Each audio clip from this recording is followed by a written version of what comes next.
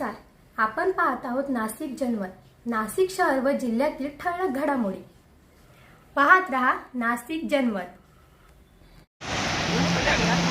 इगतपुरी तालुक्यातील वैतरणा धरण परिसर तसेच दुगारवाडी परिसरामध्ये काल संध्याकाळी सुमारे 5 वाजेच्या दरम्यान बुडणाऱ्यांच्या दोन वेगवेगळ्या घटना घडल्या आहेत. वैतरणा धरण येथे 14 जण बुडाले होते. त्यातील आदित्य प्रमोद वांड्रे वय 20 राहणार नांदगाव जिल्हा बुलढाणा आणि वीरेंद्र नंदन पाटील राहणार पाचोरा जळगाव यांचा मृत्यू झालेला आहे. तर दोघांना सुखरूप वाचवण्यात यश आलेले आहे. दुसऱ्या घटनेत दुगारवाडी वावी येथे डोहात बुडून अथर्व सुनील गोसावी वय 29 राहणार गंगापूर नाशिक आणि मनीष दिलीप चव्हाण राहणार चांदशी नाशिक यांचा पाण्यात बुडून मृत्यू झाला.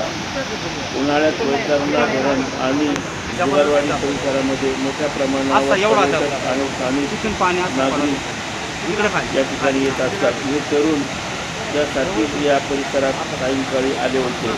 मात्र पाण्याची खोली व प्रवाहाचा अंदाज न आल्याने या दोघी दुर्घटना घडल्या.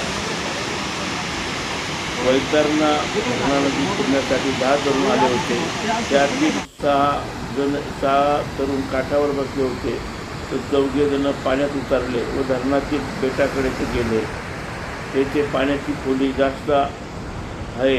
अंदाज न आल्याने ते पाण्यात बुडाले. घटनेची माहिती मिळताच भोवती पोलीस ठाण्याचे वरिष्ठ निरीक्षक विजय शिंदे व सहकार्याने स्थानिकांच्या मदतीने दोर आणि रबरी ट्यूबच्या सहाय्याने दोघांना वाचवले.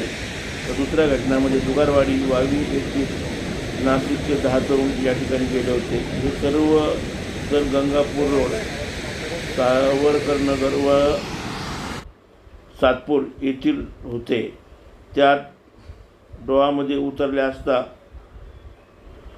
सायंकाळी 4च्या दरम्यान 2 जणांचे मृत्यू झाले तर 8 जण सुखरूप आहेत. दरम्यान आज या युवकांचे दुपारी 10 वाजेपर्यंत प्रेत मिळून आले नव्हते. दरम्यान 12च्या दरम्यान यांचे प्रेत मिळून आलेले आहेत. त्यानंतर घोटी येथील रुग्णालयामध्ये त्यांना नेण्यात आलेले आहे. या घटनेने नाशिक जिल्ह्यावर शोककळा पसरलेली आहे. नाशिक जन्मसाठी चंद्रकांत हात्रक. काल त्र्यंबकेश्वर तालुक्यामध्ये 2 अतिशय दुर्दैवी घटनांमध्ये 4 तरुण मुलांचा मृत्यू झाला. पहिली घटना जी आहे धारवड या ठिकाणी वैतरणा डॅमच्या बॅकवॉटरला झाली. तिथे बुलढाणा जिल्ह्यातील 1 मुलगा आणि जळगाव जिल्ह्यातील 1 मुलगा यांची पाण्यात बुडून मृत्यू झाला. त्या दोन्हीही डेड बॉडी आज सकाळी 9:30 वाजता गावकऱ्यांच्या स्थानिकांच्या मदतीने रेस्क्यू केल्या. परंतु इथे आपण बघत असेल की हा जो पॉईंट आहे दुगारवाडी वावी हर्ष या ठिकाणचा अतिशय खोल आहे. 100 फुटापेक्षा जास्त खोल जागा आहे. त्याच्यासाठी मात्र आम्हाला पुण्यावरनं एक स्कुबा डायव्हर बोलवावा लागला. आणि दुसरे म्हणजे एक नाशिक क्लाइंबर्स आणि रेस्क्यू असोसिएशनची पूर्ण टीम बोलवली. ह्या डेड बॉडी आपण दुपारी 12:15ला रिकवर केला. 2 मुलांच्या, दोघेही राहणारे नाशिकच्या. परंतु झीप लाईनने ते वरती आणावं लागतात. तर एवढा तीव्र उतार आहे की आपण एकटं व्यक्तीसुद्धा सहजपणे वरती येऊ शकत.